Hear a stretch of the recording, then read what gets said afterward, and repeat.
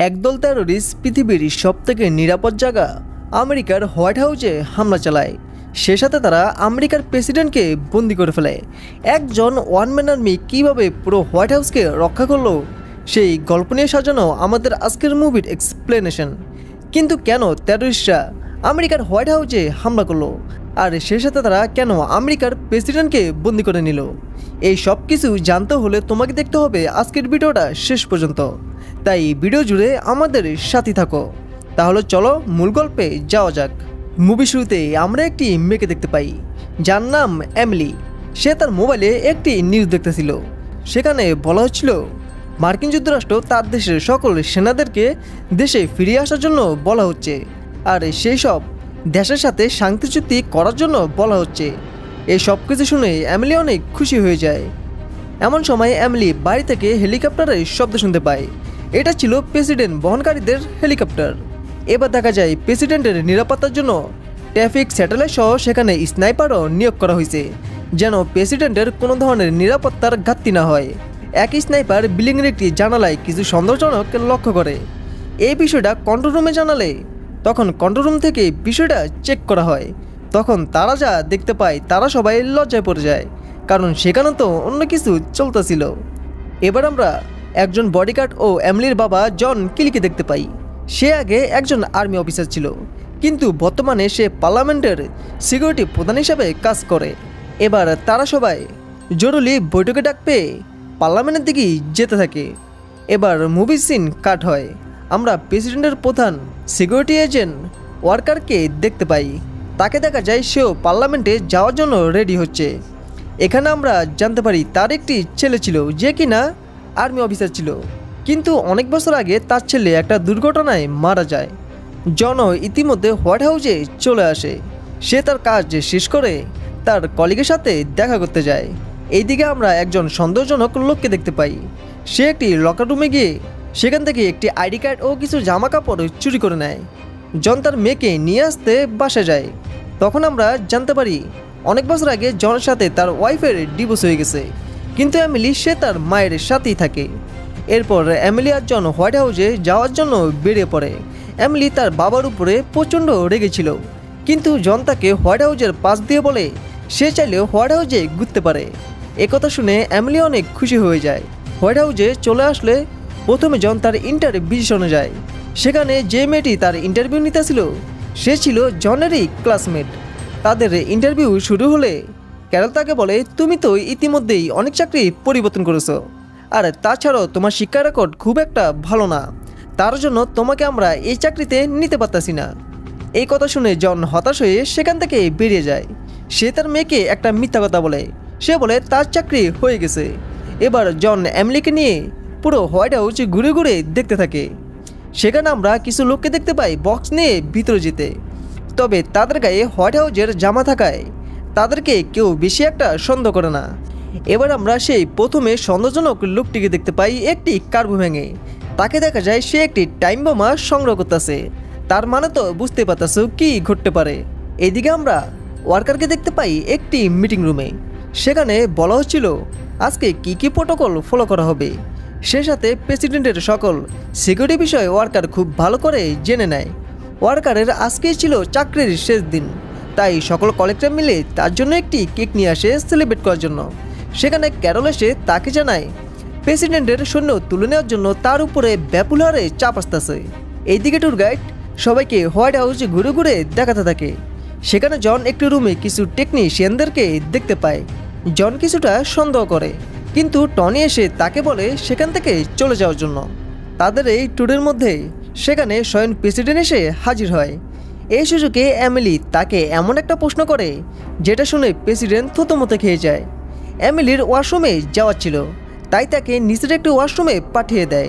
এইদিকে প্রেসিডেন্ট গিয়ে ওয়ার্কারের সাথে দেখা করে আর তার চাকরি জীবনের জন্য তাকে অভিনন্দন জানায়।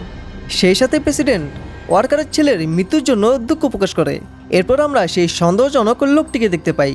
সে একটি ডাস্টবিনে করে ওই টাইম বোমটা হোয়াইট হাউসের একদম ওপরতলায় নিয়ে আসে, আর ঠিক সেই সময় বিশাল এক বিস্ফোরণ হয়। ব্লাস্টের পরে ওয়ার্কার সবাইকে ডেকে প্রেসিডেন্টের সিকিউরিটি বাড়িয়ে দেয়, আর সেই সাথে হোয়াইট হাউসের সকল জানালা ও দরজা বন্ধ করে দেয়। এইদিকে এমিলি নিচের ওয়াশরুমে আটকা পড়েছিল। জন তাকে বাঁচাতে যেতে চাইলে সিকিউরিটি এজেন্টরা তাকে সেখানে যেতে দেয় না। এরপর এক অফিসার চলে যায় থিয়েটার রুমে আর সেখানে থাকা সকল টেকনিশিয়ানদেরকে বের হতে বলে, কিন্তু সেই টেকনিশিয়ানরাই ছিল আসল টেরোরিস্ট। তারা সেই এজেন্টকে মেরে তার কাছ থেকে বন্দুক নিয়ে নেয়। এরপর তারা বাইরে চলে আসে আর সবাইকে মেরে বন্দুকগুলো কালেক্ট করতে থাকে। একটি গ্রুপ চলে যায় হোয়াইট হাউসের মেন অস্ত্র রুমে। সেখান থেকে তারা গুরুত্বপূর্ণ অস্ত্রগুলো নিয়ে নেয় এবং তারা বিল্ডিংয়ের ওপরে চলে যায়।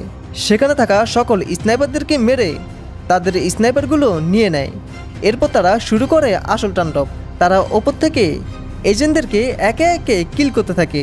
পুরো হোয়াইট হাউসের গেটের কন্ট্রোল তাদের কাছে চলে আসলে তারা তাদের গাড়িগুলো ভিতরে ঢুকাতে থাকে। তখন আমরা এই গ্যাংয়ের একজন হ্যাকারকে দেখতে পাই, যার নাম হলো টেইলার। এইদিকে এমিলি যখন বাথরুম থেকে বের হয়, সে ওই টেরোরিস্টদের দেখে ফেলে।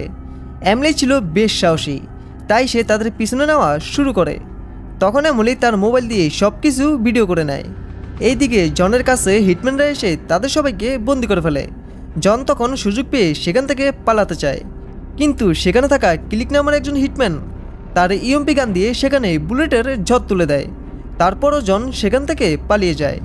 এইদিকে প্রেসিডেন্টকে উদ্ধার করার জন্য 3টা হেলিকপ্টার আসে, কিন্তু টেরোরিস্টরা তাদের উপরে হেভি মেশিনগান দিয়ে ফায়ারিং শুরু করে, যেটা দেখে তারা সেখান থেকে পালিয়ে যেতে বাধ্য হয়। এটা দেখে ওয়ার্কার প্রেসিডেন্টকে বলে তার সিক্রেট বাংকারে যাওয়ার জন্য। প্রেসিডেন্ট রাজি হলে তারা প্রেসিডেন্টকে নিয়ে সেই বাংকারের দিকে রওনা দেয়। প্রেসিডেন্ট বাংকারে গিয়ে তার চোখ স্ক্যান ও ভয়েস মেসেজ দিয়ে সেই বাংকারটা ওপেন করে, কিন্তু সেই সময়ে ওয়ার্কার তাদের সাথে বেইমানি করে বসে। ওয়ার্কার সব এজেন্টদেরকে মেরে প্রেসিডেন্টকে বন্দি করে ফেলে। মানে এই সব কিছুর মেন হচ্ছে প্রেসিডেন্টের নিজের সিকিউরিটি এজেন্ট ওয়ার্কার। সে তার ছেলের মৃত্যুর প্রতিশোধ নিতে এই সব কিছুর সৃষ্টি করেছে, কারণ এই প্রেসিডেন্টের জন্য তার ছেলে মারা গেছিল। অন্যদিকে জন তার মেয়েকে খুঁজতে থাকে। এক সময় সে একটি গানম্যানের সামনে পড়ে যায়। সে নিজেকে ট্যুরিস্ট গাইড বলে কান্নাকাটি করতে থাকে, আর সুযোগ পেয়ে সে গানম্যানটিকে খেয়ে দেয়। তার কাছ থেকে অকিটক নিয়ে সে বুঝতে পারে প্রেসিডেন্টকে বাংকারে বন্দি করে রাখা হয়েছে। তাই জন M4N1 গান নিয়ে সেই বাংকারের দিকে যেতে থাকে। সেখানে গিয়ে জন ফায়ারিং শুরু করে দেয় আর প্রেসিডেন্টকে বলে তার কাছে আসার জন্য। তখন সেখানে থাকা গ্যাংয়ের লিডার তাকে একটা ঘুষি দিয়ে প্রেসিডেন্টকে নিয়ে সেখান থেকে পালিয়ে যায়। এইদিকে সে মেজর ক্যারল আর ভাইস প্রেসিডেন্ট মিলে চলে যায় ডিফেন্স ডিপার্টমেন্টে। সেখানে আর্মি অফিসার বলে যেভাবে হোক আমাদেরকে নিউক্লিয়ার কোর্স সেভ করতে হবে, কারণ তারা যদি প্রেসিডেন্টকে বন্দি করে সেটা অ্যাক্টিভ করে দেয় তাহলে সব কিছু শেষ হয়ে যাবে। এইদিকে হ্যাকার টেইলার সেই বাংকারে গিয়ে পুরো আমেরিকার সার্ভার সিস্টেম হ্যাক করে নেয় আর সকল গুরুত্বপূর্ণ ডাটাগুলো তার কাছে ট্রান্সফার করতে থাকে। এখন প্রেসিডেন্ট ঠিক আছে কিনা সেটা জানার জন্য ক্যারন বাংকারে কল দেয়, কিন্তু তার কল ধরে টেইলার। সে তার কলটা ওয়ার্কারের কাছে ট্রান্সফার করে দেয়। তখন ক্যারল বুঝতে পারে এই সব কিছুর মাস্টারমাইন্ড হলো ওয়ার্কার। ওয়ার্কার তখন $400 মিলিয়ন দাবি করে মুক্তিপণ হিসাবে, আর বলে আমাকে একটি প্রাইভেট জেটে করে মেক্সিকোতে পাঠিয়ে দিতে হবে। তোমরা যদি এটা করতে পারো তাহলে আমি প্রেসিডেন্টকে ছেড়ে দিব। ক্যারল তখন প্রেসিডেন্ট যে বেঁচে আছে তার প্রমাণ চায়। ওয়ার্কার বলে আচ্ছা ঠিক আছে, আমি তোমাদেরকে 2 ঘন্টার ভিতরেই প্রমাণ দিচ্ছি, ততক্ষণে তোমরা আমার চাওনা পাওনাগুলো পূরণ করো। এইদিকে এমিলি সব কিছু ভিডিও করছিল, কিন্তু একদম শেষ পর্যায়ে এসে এমিলি তাদের হাতে ধরা খেয়ে যায়। কিন্তু সে ধরা দেওয়ার আগে তার ভিডিওগুলো ইউটিউবে আপলোড করে দেয়। তার আপলোড করা ভিডিওগুলো মুহূর্তেই ভাইরাল হয়ে যায়। সেই ভিডিওগুলো প্রচার হতে থাকে টিভি চ্যানেলে। ইতিমধ্যে ক্যারলও সেই ভিডিওগুলো দেখে নেয়। ক্যারল সাথে সাথে তাদের পিসি ইকুইপমেন্ট ডাটা থেকে তাদের সবার পরিচয়পত্র বের করতে বলে। এইদিকে ওয়ার্কার একটি পত্রিকায় প্রেসিডেন্টের সেই মোবাইল ফোনটি দেখতে পায়, আর তার কাছে মনে হয় প্রেসিডেন্ট হয়তো এই মোবাইলটা ব্যবহার করতে পারে। তাই সে তার দলবল নিয়ে প্রেসিডেন্টের রুমে যায়, কিন্তু ততক্ষণে জন ও প্রেসিডেন্ট পালিয়ে লিফটে এসে পড়ে। এইদিকে পুরো সিকিউরিটি টিম টেরোরিস্টদের ছবি দিয়ে তাদের জন্মকুণ্ডলী বের করে ফেলে। ক্যারল তখন বলে আমরা সারা জীবন শুধুমাত্র আফগানিস্তান ও পাকিস্তান তাদেরকেই শত্রু ভাবছিলাম, এখন দেখি ঘরের শত্রুই বিবি শেখ। অন্যদিকে জন ও প্রেসিডেন্ট হারিয়ে গিয়ে কল দেয় ক্যারলকে। তখন ক্যারল ম্যাপ দেখে তাদেরকে বাংকারে যেতে বলে। সেখানে জন প্রেসিডেন্টকে বলে আপনি এখন একাই যান, আমি আমার মেয়েকে না নিয়ে এখান থেকে যাচ্ছি না। প্রেসিডেন্ট প্রথমে রাজি না হলেও এক পর্যায়ে সে রাজি হয়ে যায়। কিন্তু কিছুক্ষণ পরে সে দেখতে পায় পুরো দেওয়াল জুড়ে টেররিস্টরা বোমা সেট করে রেখেছে। আর সেখানে থাকা একটি সিসিটিভি ক্যামেরা দিয়ে টেলার প্রেসিডেন্টকে দেখে ফেলে। তাই টেলার সবাইকে জানিয়ে দেয় তাদের লোকেশন। পরে স্টেপ সেই বেসমেন্টে দ্রুত চলে আসে। সেখানে জন ও স্টিভের মধ্যে ভয়ানক এক বন্দুকযুদ্ধ হয়। সুযোগ পেয়ে প্রেসিডেন্ট জনকে নিয়ে সেখান থেকে পালিয়ে একটা পার্কিং লটে চলে আসে। সেখানে প্রেসিডেন্ট তার গাড়ির চাবিটা জনকে দিয়ে গাড়িতে উঠে যায়। ততক্ষণে টেলারও সেখানে চলে আসে। কিন্তু প্রেসিডেন্টের গাড়িটা ছিল সম্পূর্ণ বুলেট প্রুফ। কিন্তু টেররিস্টরা বিল্ডিংয়ের ওপর থেকে রকেট লঞ্চার ফায়ারিং করে প্রেসিডেন্টের গাড়ি লক্ষ্য করে, যার জন্য তাদের গাড়িটা উল্টে একটা সুইমিং পুলের মধ্যে গিয়ে পড়ে। জন ও প্রেসিডেন্ট একটা রুমের ভিতরে ঢুকে যায় পালানোর জন্য। টেররিস্টরা তাদের উপরে হেভি মেশিনগান দিয়ে ফায়ারিং শুরু করে, কিন্তু সেখানে অনেক গোলাবারুদ মজুদ ছিল, তাই গুলি লাগলে সেগুলো সাথে সাথে ব্লাস্ট হয়ে যায়। অন্যদিকে প্রেসিডেন্ট হোয়াইট হাউসে হামলা করার জন্য তার আর্মি পাঠিয়ে দেয়। তখন মেজর বলে, এতে অনেক সাধারণ মানুষও তো মারা যেতে পারে, আমাদেরকে ওয়েট করতে হবে। কিন্তু নতুন প্রেসিডেন্ট তার কোনো কথাই শোনে না। ফলে সেখানে 3টা হেলিকপ্টার বিদ্যুৎ গতিতে চলে আসে। কিন্তু সেখানে আগে থেকেই মিসাইল নিয়ে রেডি ছিল টেররিস্টরা। সাথে সাথে তারা 2টা হেলিকপ্টার উড়িয়ে দেয়।